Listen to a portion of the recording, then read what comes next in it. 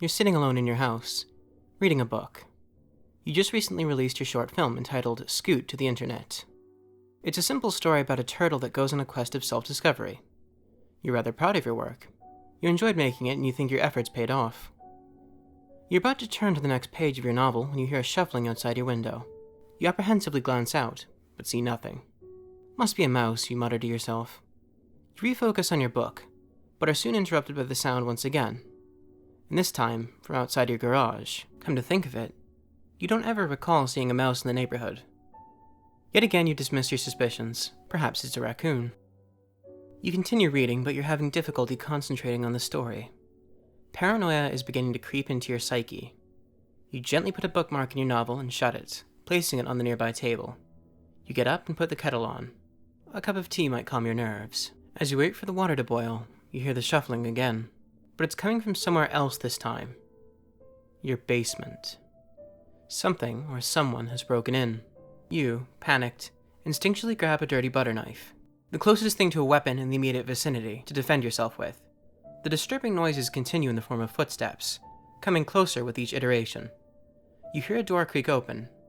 Your hands are shaking. You hear someone walk upstairs. You can feel the adrenaline coursing through your veins. And then your tormentor makes his appearance. He's a man at least a foot taller than you. He sports a smug grin on his pale, bony face, and is wearing an overcoat with a turtleneck underneath. Your grip on the butter knife tightens at the sight of him. "Hello," he says in a voice that grates your eardrums with its raspy British accent. "I'm the Critic. Today I shall dissect the two-dimensional animated short film, Scoot." You panic and stab at this man with your butter knife. He swiftly grabs it before it even makes contact with him. He looks at you directly in the eyes as his grin widens ever so slightly. He reams the butter knife out of your hands and twirls it around once before tossing it far from your reach. "Not a fan of criticism," he remarks. "Unsurprising. Not many people are." The critic somehow retrieves a laptop from his coat and places it on your kitchen counter.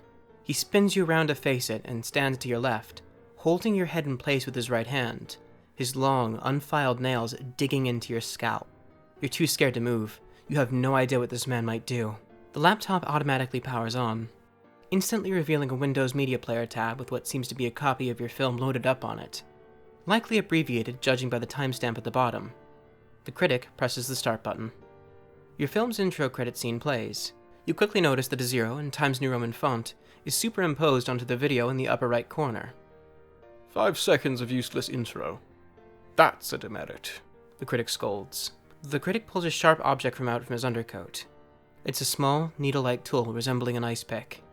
He stabs it deep into your shoulder, instantly, as if it feels like your entire arm burst into flame.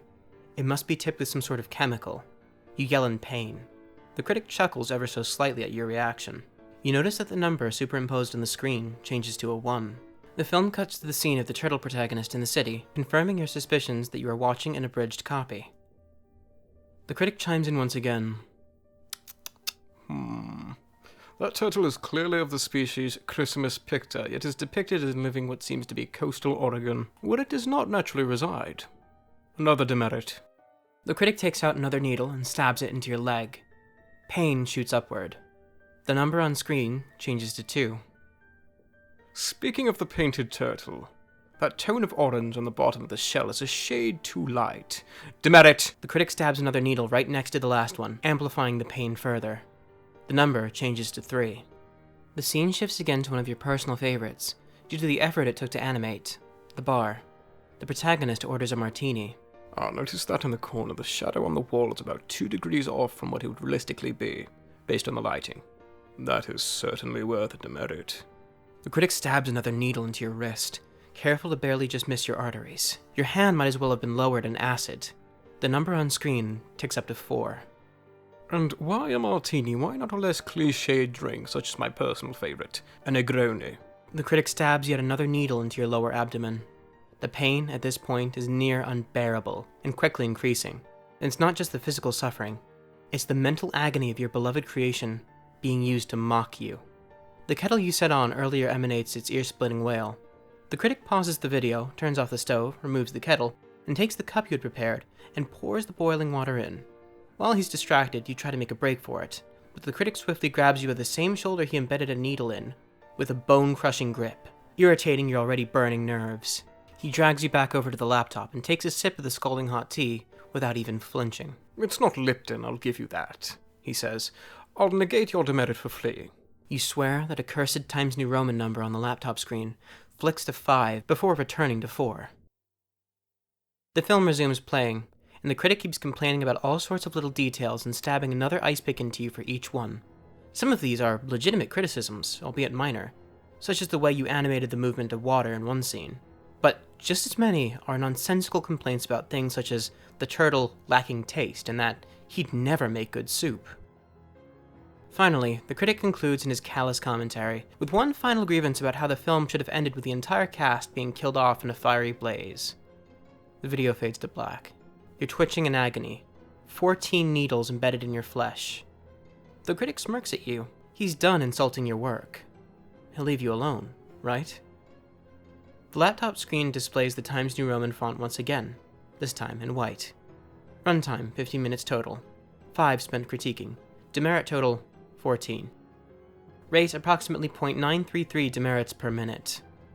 The screen goes completely black once again. The critic gently shuts the laptop. How unfortunate, the critic says. Yet another disgrace to cinema.